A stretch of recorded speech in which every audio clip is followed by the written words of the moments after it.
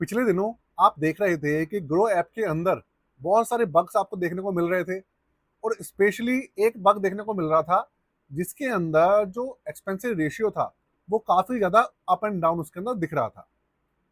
Specially Motilal Oswal mid cap fund, Jio BlackRock flexi cap fund और भी बहुत सारे फंड थे जिनके अंदर जो एक्चुअल एक्सपेंसिव रेशियो था उससे हटकर एक्सपेंसिव रेशियो दिख रहा था।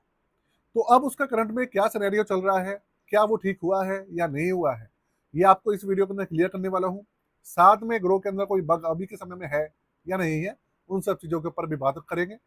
और आपको एक ऐसी इंफॉर्मेशन बताने वाला हूँ जो कि आपके लिए जानना बहुत ज़रूरी है अगर आप ग्रो एप्लीकेशन यूज़ करते हैं तो। चलिए शुरू करते हैं दोस्तों। वीडियो के अंदर एंड तक बने रहिएगा, साथ में चैनल को सब्सक्राइब करके वीडियो को लाइक जरूर जरूर करके जाइएगा। कंप्यूटर स्क्रीन आपके सामने चालू हो चुकी है। देखिए ग्रो एप्लीकेशन का या ग्रो वेबसाइट का जो भी आपके पास हो, ये मैंने वेबसाइट खोला ओपन की हुई है और इसको मैंने रिफ्रेश भी आपके सामने कर दिया है।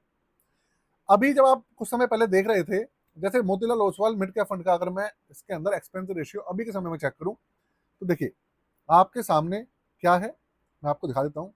0.85% टोटल एक्सपेंस रेशियो इसके अंदर दिख रहा है। लेकिन पहले क्या था, पहले कहानी थोड़ी सी उल्टी हो रही थी। अब सेबी ने इसके अंदर कुछ चेंजेस करे हैं जिसकी वजह से आपको अलग अलग एक्सपेंस रेशियो अलग अलग जगह पर दिख रहा है।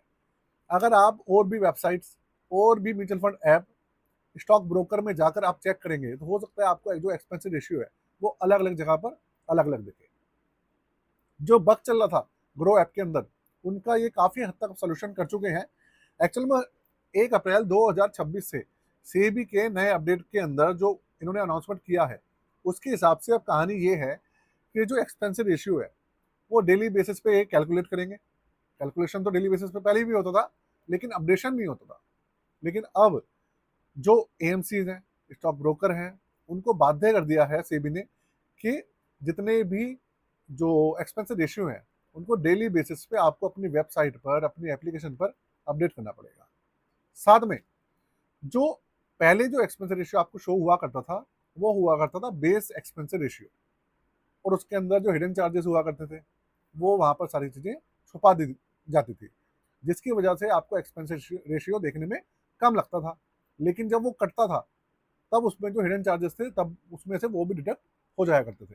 लेकिन अब सेबी की गाइडेंस के हिसाब से जो हिडन चार्जेस हैं और जो ऐसे एक्सपेंसेस थे जो आपको शो नहीं करते थे पहले, वो सब चीज़ें बेस एक्सपेंस रेशियो के अंदर ऐड करके यहाँ पर आपको किसी भी वेब के अंदर दिखेगी। ग्रो एप्लीकेशन के अंदर, ग्रो की वेबसाइट पर हर जगह पर आपको देखने को मिलेगी। लेकिन अब कहानी ये है कि लोगों के दिमाग में अब एक चीज आती है कि यहाँ पर अगर आप अभी जो देखेंगे, जैसे Motilal Oswal mid cap fund की बात हो रही है तो इसका एक्सपेंस रेशियो आपको 0.85 दिख रहा है।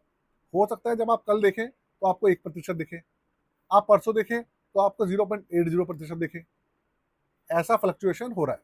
तो वो हो रहा है इसलिए क्योंकि डेली बेसिस पे ये सारी चीजें अपडेट होती हैं और एक्सपेंस रेशियो डेली बेसिस पे अप एंड डाउन होता है। इस चीज का आप ध्यान रखिएगा।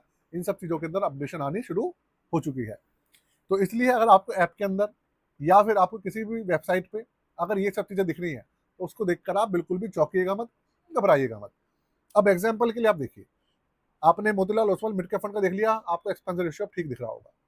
लेकिन अगर आप वहीं पर Jio BlackRock flexi cap fund को देखेंगे तो इनका जो ऑफिशियल एक्सपेंस रेशियो अभी के समय में चल रहा है वो चल रहा है 0.53%, 0.54%।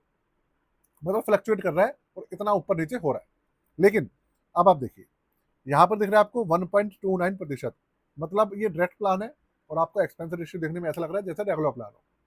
और जबकि Jio BlackRock flexi cap fund का रेगुलर प्लान तो मार्केट के अंदर अवेलेबल ही नहीं है, कंपनी ने लॉन्च नहीं किया। तो ये जो आपको दिख रहा है इसका कारण है कि डेली बेसिस पे जो फ्लक्चुएशन होती है, एक्सपेंस रेशियो चेंज होता है, उसकी वजह से यहाँ पे आपको एक्सपेंस रेशियो देखने में चेंज दिख रहा है।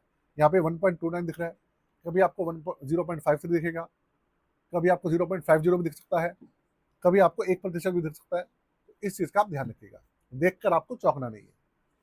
होता ये है कि एक्सपेंस रेशियो जो होता है वो डेली बेसिस पे कैलकुलेट होता है और डेली बेसिस पे जो भी एनएवी होता है उस दिन का, उस एनएवी में से डिडक्ट कर लिया जाता है। तो इसलिए एक्सपेंस रेशियो आपको कभी भी कहीं पर भी डिडक्ट होता हुआ नजर नहीं आएगा, क्योंकि आपके पास जो ऐप के अंदर या आपकी कोई भी ऐसी वेबसाइट है जहां पर आप उसका एनएवी देखते हैं, वहां पर उस एनएवी में एक्सपेंस रेशियो आपको डिडक्ट करके दिखता है। कहानी ये होती है पूरी। अब एग्जाम्पल के लिए मैं और भी अगर एक दो जो फंड है उनको चेक करूं, तो पराग पर एक फ्लेक्सी का फंड देखते हैं।